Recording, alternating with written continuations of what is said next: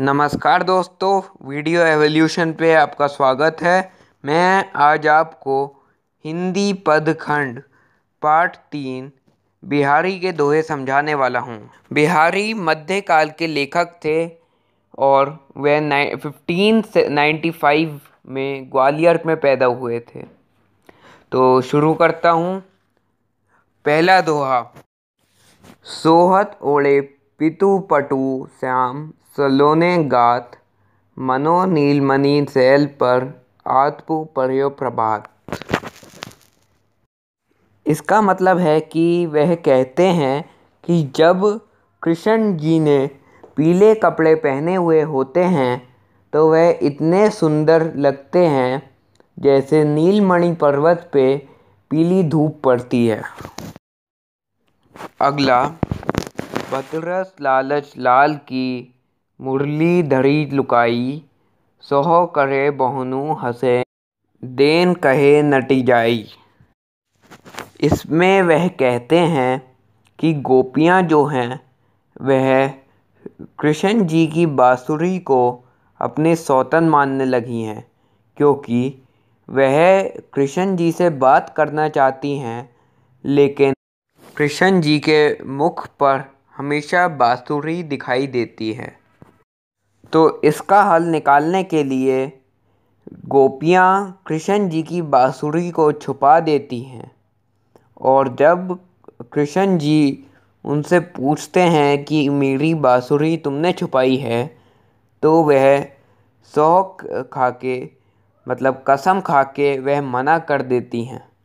लेकिन उनकी जो आईब्रोज बहुनु मतलब आईब्रोज जब वह हंसती हैं, अंदर ही अंदर हंसती हैं, तो उनकी आईब्रोज हल्की सी ऊपर को उठ जाती हैं, जिसके कारण कृष्ण जी को पता चल जाता है कि बांसुरी उन्होंने ही छुपाई है। अगला।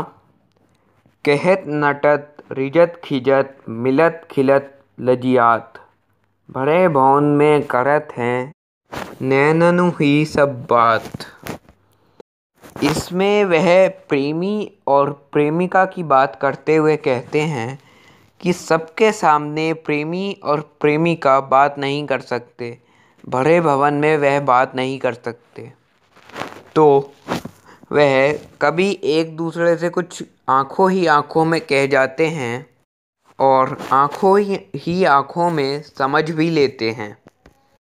आंखों ही आंखों में कभी अनबन भी हो जाती है, तो आंखों ही आंखों में उनका मिलन भी हो जाता है और वह खुश भी हो जाते हैं।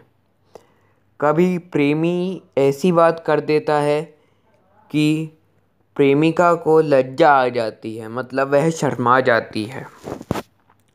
अगला। बैठी रही अति सघन बन बैठी सदन तन माह, देखी दोपहरी जेठ की छाहो चाहती छा। इसमें वह कहते हैं कि जेठ के महीने में मतलब जून के महीने में इतनी गर्मी पड़ती है, इतनी भीषण गर्मी पड़ती है कि छाया भी छाया ढूंढने लगती है। छाया भवनों के अंदर प्रवेश करने लगती है, जिसके कारण बाहर कहीं पर भी छाया दिखाई नहीं पड़ती। अगला। कागज पर लिखत न बनत कहत संदेशु लजात, कहिए सबू तेरो हियो मेरे हिये की बात। इसमें वह कहते हैं कि जब प्रेमिका अपने प्रेमी को संदेश लिख रही होती है तो वह अपने प्रेम को शब्दों में बयान नहीं कर पाती, तो वह कहती है कि जब भी तुम मेरे पास होते हो तो मेरा हृदय, मेरा जो दिल है वो तुम्हारे दिल की बात समझ लेता है और तुम्हारा दिल जो है वह मेरे दिल की बात समझ लेता है। अगला। प्रगट भय द्विज राजकुल सुबस बसे प्रज आई, मेरे हरो कलेश सब केशव केशव राई।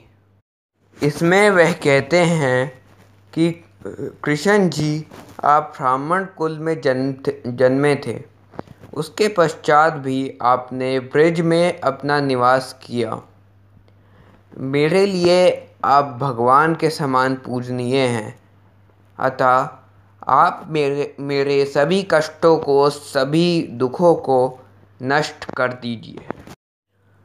अगला, जपमाला छापे तिलक सरे ना एको कामू, मन काचे नाचे प्रथा साचे राचे रामू। इसका अर्थ वह कहते हैं कि जपमाला जपना या तिलक लगाना माथे पर कोई पूजा नहीं होती। असली पूजा वह होती है जब आप सच्चे मन से ईश्वर को याद करते हैं। अब मैं सेकंड वाला जो दोहा है वो बताने जा रहा हूँ।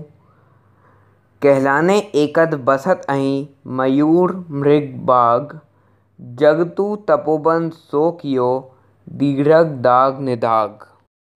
इसमें वह कहते हैं कि जब ज़रूरत पड़ती है, जैसे जब भीषण गर्मी पड़ती है, तो दुश्मन जैसे पशु पक्षी जैसे मयूर, मोर और सांप, हिरण और शेर भी एक साथ हो जाते हैं। जब भीषण गर्मी पड़ती है तो उन्हें छाया की आवश्यकता पड़ती है और छाया ढूंढने के लिए वह एक साथ प्रयत्न करते हैं और एक ही साथ बैठ भी जाते हैं। तो वह कहते हैं कि ज़रूरत पड़ने पे सभी एक दूसरे की सहायता करते हैं। धन्यवाद देखने के लिए, शुक्रिया। लाइक और सब्सक्राइब करना ना भूलें। Thank you.